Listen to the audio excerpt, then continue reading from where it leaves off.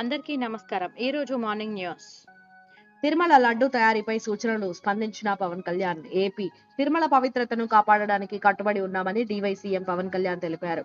Laddu తయారీపై scientist రచయిత ఆనంద రంగనాథన్ చేసిన సూచనలను పరిగణలోకి తీసుకుంటామని ట్వీట్ చేశారు. లడ్డూలను తయారు చేసిన తర్వాత నెయ్యిని పరీక్షించవద్దు. నెయ్యిని టేస్ట్ చేశాకే లడ్డూలు 2 HPLC GCMS DSC ఫిల్టర్ మిషన్లు అవసరం. వాటికయ్యే ఖర్చు 1,65,00,000. శ్రీవారి నెలవారీ హుండీ ఆదాయం 110 కోట్లు అని ఆనంద్ పేర్కొన్నారు.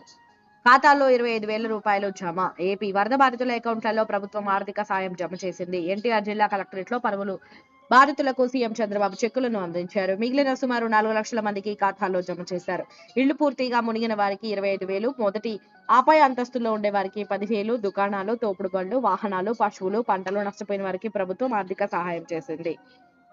హర్యానా ర్యాలీలో ముడా స్కామ్ ప్రస్తావించిన మోదీ కాంగ్రెస్ అవినీతిలో పాతుకుపోయిందని పీఎం మోదీ విమర్శించారు. హర్యానా ఎన్నికల ర్యాలీలో ఆయన ముడా స్కామ్ కు ప్రస్తావించారు. ఓసారి కర్ణాటకలో కాంగ్రెస్ ప్రభుత్వాన్ని గమనించండి. ల్యాండ్ స్కామ్ లో సీఎం ఆరోపణలు ఎదుర్కొంటున్నారు. ఆయన పిటిషన్ ను హైకోర్టు డిస్మిస్ చేసింది. ఈ వ్యవహారంలో సమగ్ర దర్యాప్తు అవసరం ఉంది. 10 ఏళ్ల క్రితం హర్యానాలోనూ రైతుల భూముల్ని కాంగ్రెస్ లూటీ చేసి దళారులకు అప్పగించిందని అన్నారు. విద్యార్థులు డ్రగ్ పెడ్లర్లుగా మారుతున్నారు. రేవంత్ టీజీ డ్రగ్స్ గంజాయికి అలవాటు పడుతూ యువత నిర్వీర్యం అవుతోందని సీఎం రేవంత్ అన్నారు. ఇంజనీరింగ్ విద్యార్థులు డ్రగ్ పెడ్లర్లుగా మారుతున్నారు. ఇది తెలంగాణకు అత్యంత ప్రమాదకరం. యువత అసాంఘిక కార్యకలాపాలకు పాల్పడకుండా చూస్తాం. నాలెడ్జ్, కమ్యూనికేషన్ స్కిల్ ఉంటేనే యువతకు జాబ్స్ వస్తాయి. చదువుల నాణ్యత విషయంలోనూ కాలేజీలు దృష్టి పెట్టాలి. లేదంటే వాటి అనుమతి రద్దు చేస్తామని సీఎం హెచ్చరించారు. మోదీ మళ్లీ క్షమాపణ చెప్పాల్సి వస్తుంది. రాహుల్ రైతులకు వ్యతిరేకంగా బీజేపీ ఏ నిర్ణయం తీసుకున్నా పీఎం మోదీ మళ్లీ క్షమాపణలు చెప్పాల్సి వస్తుందని రాహుల్ గాంధీ దుయ్యబట్టారు.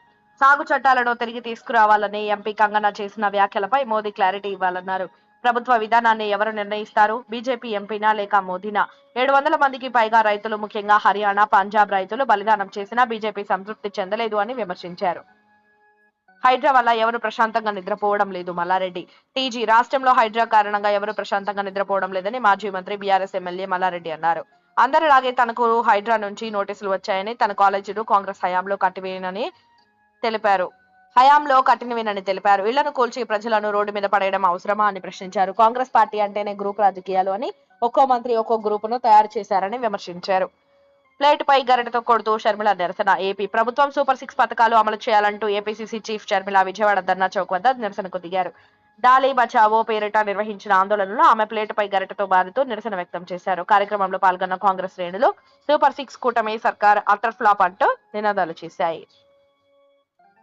తిరుమల నెయ్యి కల్తీపై ఓవైసీ కామెంట్స్. తిరుమల లడ్డు అంశంపై ఎంఐఎం చీఫ్ అసదుద్దీన్ ఓవైసీ స్పందించారు. లడ్డూలో వాడే నెయ్యిలో జంతువుల కొవ్వు కలిసిందని అంటున్నారు. ప్రసాదంలో అలా జరగడం బాధాకరం. మరోవైపు కాశీ బోర్డులో అందరూ హిందువులే ఉన్నప్పుడు వక్స్ బోర్డు సవరణ చట్టం తీసుకొచ్చి ముస్లిం సంస్థలలో హిందువులను ఎలా పెడతారు అని ప్రశ్నించారు. హైదరాబాదితులకు అండగా ఉంటాం కేటీఆర్. టీజీ హైదరాబాదితులందరికీ తమ పార్టీ అండగా ఉంటుందని బీఆర్ఎస్ వర్కింగ్ ప్రెసిడెంట్ కేటీఆర్ భరోసా ఇచ్చారు. న్యాయపరంగా ఎలాంటి అవసరం ఉన్నా తెలంగాణ భవన్ కు వచ్చి వివరాలు అందించాలని సూచించారు. ఇక హైదరాబాద్ లో ఆక్రమణల తొలగింపు ఉద్దేశం మంచిదే అయినా ముందు వాళ్లకు వేరే చోట ఆవాసం కల్పించాలని డిమాండ్ చేశారు. అలా కాకుండా ఉన్న పళంగా ఫుట్పాత్ లపై ఏర్పాటు చేసుకున్న పేదల దుకాణాలను కూల్చివేయడం సరికాదు అని కేటీఆర్ మండిపడ్డారు. విశాఖలో అంతర్జాతీయ డేటా సెంటర్ లోకేష్. ఏపీ విశాఖలో అంతర్జాతీయ డేటా సెంటర్ ను ఏర్పాటు చేయనున్నట్లు మంత్రి నారా లోకేష్ తెలిపారు. సిఐఐ సదస్సులో ఆయన మాట్లాడారు. విశాఖను ప్రపంచంలోని నెంబర్ 1 ఐటీ హబ్ గా మారుస్తాం. భోగాపురం ఎయిర్పోర్ట్ వస్తే ఉత్తరాంధ్ర విప్లవాత్మకంగా అభివృద్ధి చెందుతుంది. విశాఖలో డెడికేటెడ్ ఫ్లైట్ కారిడార్ రాబోతుంది. ప్రస్తుతం దేశంలో 9వ అతిపెద్ద ఎకనామిక్ సిటీగా ఉన్న వైజాగ్ ను 5వ ప్లేసు తీసుకొస్తామని మంత్రి చెప్పారు. యూట్యూబర్ హర్ష సాయిపై యువతి ఫిర్యాదు, కేసు నమోదు. టీజీ యూట్యూబర్ హర్ష సాయి తనను మోసం చేశాడని ఓ యువతి పోలీసులను ఆశ్రయించారు. తనను పెళ్లి పేరుతో చీట్ చేశాడని హైదరాబాద్ నార్సింగ్ ఏపీఎస్ లో ఆయనపై ఫిర్యాదు చేయడంతో పోలీసులు కేసు నమోదు చేశారు. పెళ్లి పేరుతో తన నుంచి 2 కోట్లు తీసుకున్నాడని యువతి ఆరోపించారు. హర్ష సాయి తండ్రిపై కూడా యువతి కంప్లైంట్ ఇచ్చారు. పేదవారికి సాయం చేస్తున్న వీడియోలతో హర్ష సాయి యూట్యూబ్ ద్వారా అందరికీ సుపరిచితమే. హర్ష సాయి కోసం గాలింపు. యూట్యూబర్ హర్ష సాయి కోసం నార్సింగ్ పోలీసులు గాలిస్తున్నారు. యువతి ఫిర్యాదుతో అతడిపై అత్యాచారం కేసు నమోదయ్యింది. విశాఖతో పాటు మరికొన్ని చోట్ల అతడి కోసం బృందాలుగా ఏర్పడి పోలీసులు గాలిస్తున్నారు.